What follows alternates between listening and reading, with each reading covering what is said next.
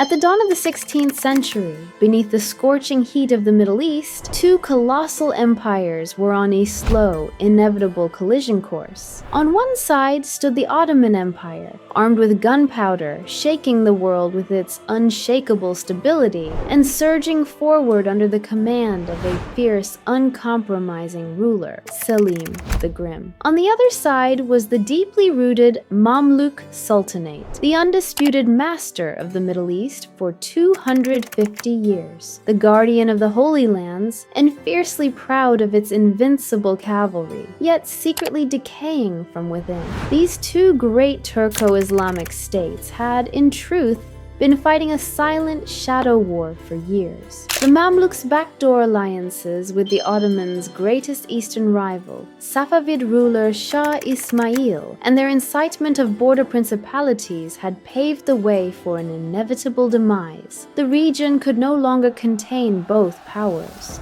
Swords would be drawn, and the leadership of the Islamic world would be decided on a single battlefield. But how was the centuries-old Mamluk oak uprooted in a single campaign? How did Selim the Grim march tens of thousands of soldiers across the impassable, barren wasteland of the Sinai Desert, walking along the very edge of death? How did the sheer force of fire and gunpowder bury the noble Mamluk cavalry into the dusty pages of history at Marj, Dabiq, and Ridaniya? In this video, you will witness not just the collapse of a state, but an epic campaign where the Caliphate changed hands. Maps were completely redrawn, and the course of history was permanently altered. If you are ready, we are forcing open the gates of Egypt. I am the Chronographer. If you have taken your seat, do not forget to like and subscribe before we open these files. We are still a very new channel, and your support is crucial for us. So if the shadow of the crescent has fallen upon the sands and the war banners are planted, we are opening the dossier. Enjoy the expedition.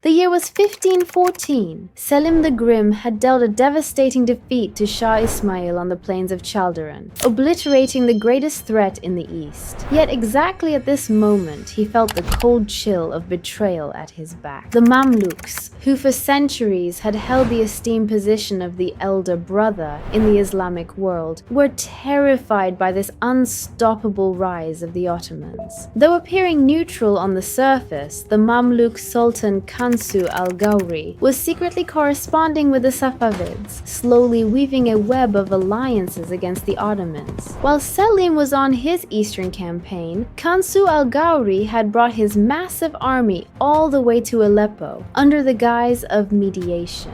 His true objective was to sabotage the path of the exhausted Ottoman army, and, if given the chance, strike them from behind. But there was one thing he had forgotten. In Selim, the Grim's dictionary, there was absolutely no room for betrayal or threats. Discovering this insidious plot through his spies, Selim, with his legendary wrath, abruptly turned his march south, directly toward the Mamluks. The target was no longer Tabriz.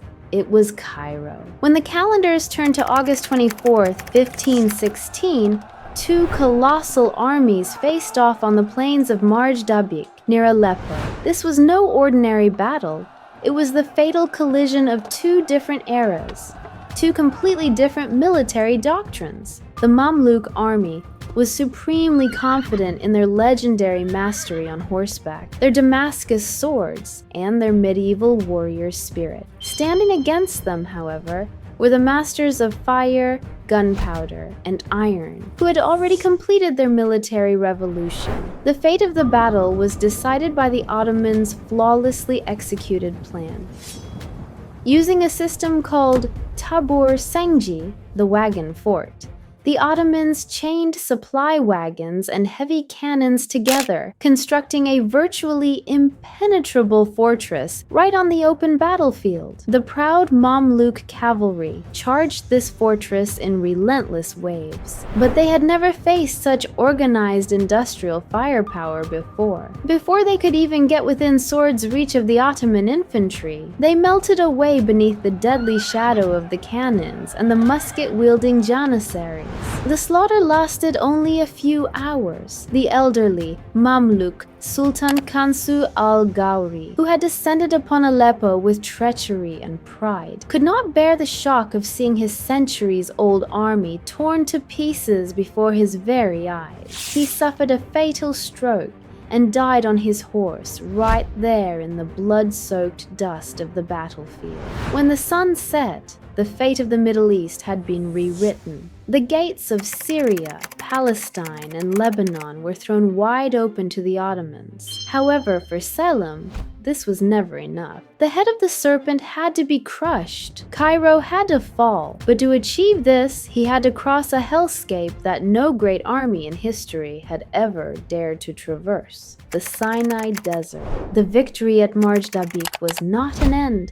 It was merely a beginning. Before them stood an insurmountable wall, the Sinai Desert, unbelievably scorching heat by day and a paralyzing, bone-chilling frost by night. A ruthless geography where sandstorms swallowed entire armies and thirst brought even the greatest emperors to their knees.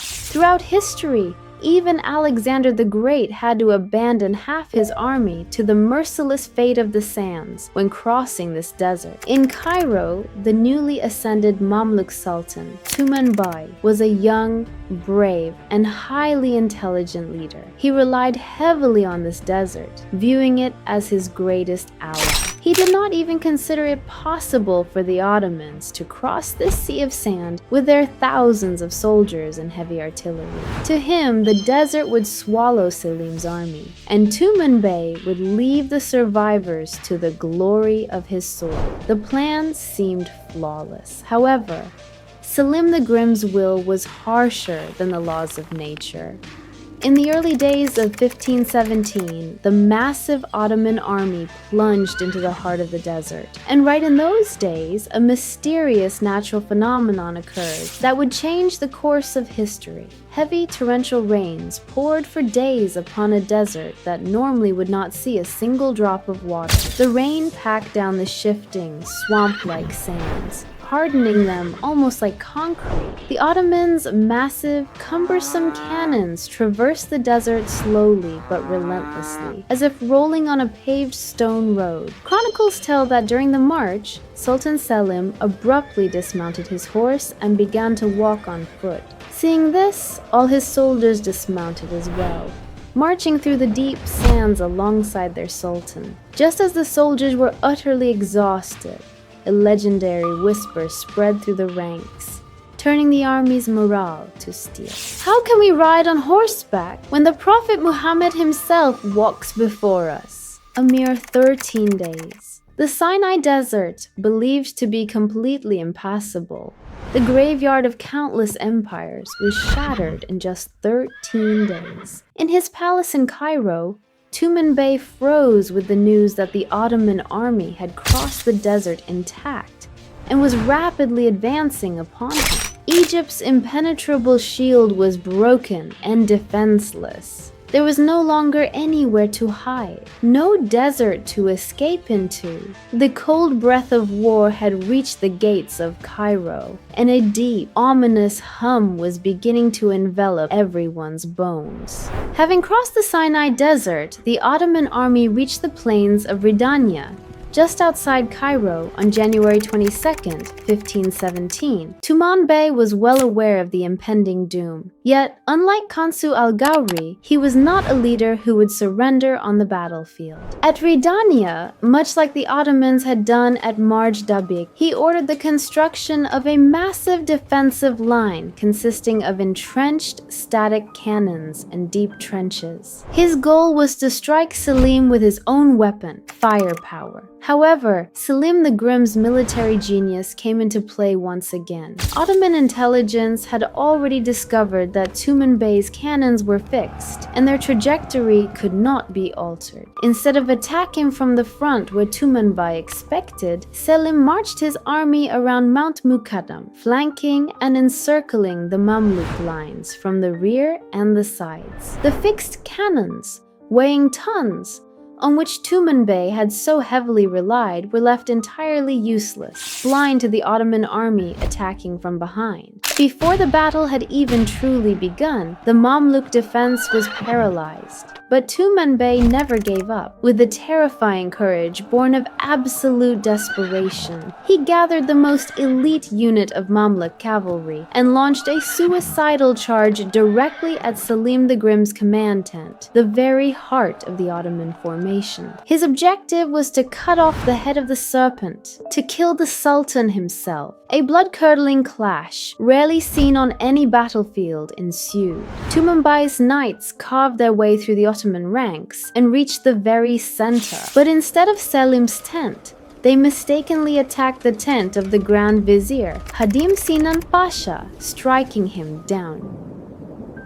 Although this final, desperate surge was a display of immense heroism, it could not change the fate of the battle. The disciplined fire and overwhelming superiority of the Ottomans buried the Mamluk army in the sands of Ridaniya. Tumen Bey, with only a few men by his side, was forced to flee into the narrow, labyrinthine streets of Cairo. After days of bloody, grueling urban warfare, he was betrayed by his own men, captured, and brought before Selim the Grim in chains. The colossal 250-year-old Mamluk Sultanate was finally brought to its knees. All that remained was the declaration of a new era. As the relentless fires in the streets of Cairo gave way to cold ash, nothing in the Middle East would ever be the same again. A 250-year-old titan, the colossal Mamluk Sultanate, had lost not just an army, but an entire empire. Yet the final, tragic curtain fell with the story of the last Sultan, Tumen Bey. Betrayed by the Bedouin sheikhs he had trusted in the deserts where he sought refuge, Tumen Bey was put in chains and brought before Selim the Grim. Although Selim held immense respect for this fearless warrior, political realities possessed no sense of mercy. It was distinctly clear that as long as Tumen Bey lived, the people of Egypt would never fully submit to the Ottomans. On April 13, 1517, a massive, silent, and tearful crowd gathered before the historic gate of Zuweila, Bab Zuweila, in Cairo. The last sultan, Tumen Bey, walked step by step to the scaffold, not as a captive, but as a proud king. Just before the noose was placed around his neck, he turned to his people and asked them to recite Al-Fatiha, the opening chapter of the Quran, for his soul 3 times. As the sorrowful prayers of thousands echoed against the stone walls, the rope pulled taut and a grand empire faded into history alongside Tumen Bey's final breath. With this execution, Egypt was officially and completely annexed into the territories of the Ottoman Empire. This was by no means an ordinary conquest. The very axis of world history had shifted. Through this victory, Selim the Grim did not merely rule over lands. He personally assumed the guardianship of the holy cities, Mecca and Medina, the centuries-old Islamic Caliphate residing in Egypt, along with the holy relics, such as the mantle, swords, and standard of the Prophet Muhammad, were transported to Istanbul with profound reverence. Both the political and spiritual leadership of the Islamic world, the seat of the Caliphate, irreversibly dropped anchor in the waters of the Bosphorus, right in the heart of the Ottoman Empire. Selim the Grim sealed Egypt's vast, overflowing treasury with his personal signet ring and uttered his historically renowned decree: "If any of my descendants can fill this treasury with more wealth than I have, let them seal it with their own ring. Otherwise, let this treasury always be open with my seal." For exactly 400 years, until the absolute collapse of the Ottoman Empire, that seal was never broken again. The age of swords and chivalric pride had closed. The era of gunpowder, iron, and unshakable will had officially begun. History records not just the brute force of swords, but the destinies of those who adapt their minds to their era. The Mamluks chose to die as a legend, whereas the Ottomans chose to survive by completely rewriting the ruthless mathematics of war. And so, the eclipse of the Middle East came to an end amidst the smoke of gunpowder and the sands of the desert.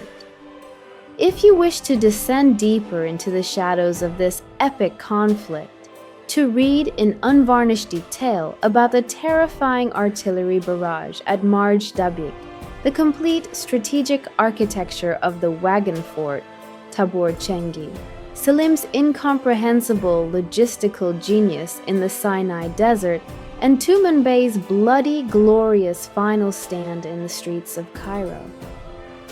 I have prepared a special archive dossier for you. You can access my ebook, Sands of the Caliphate, How the Ottomans Crushed the Mamluks, via the link in the description below and the pinned comment. This book is not just a historical read. With its specially designed cinematic visuals, covert intelligence wars, and exclusive The Chronographer analyses, it acts as a comprehensive strategic guide on how global power shifts. If you want to continue deciphering the lost power codes of the past with us, do not forget to like the video, subscribe, and turn on the notification bell. Your support is our greatest asset in unlocking new classified files. Until we look through the next historical lens, we are closing the dossier. See you next time.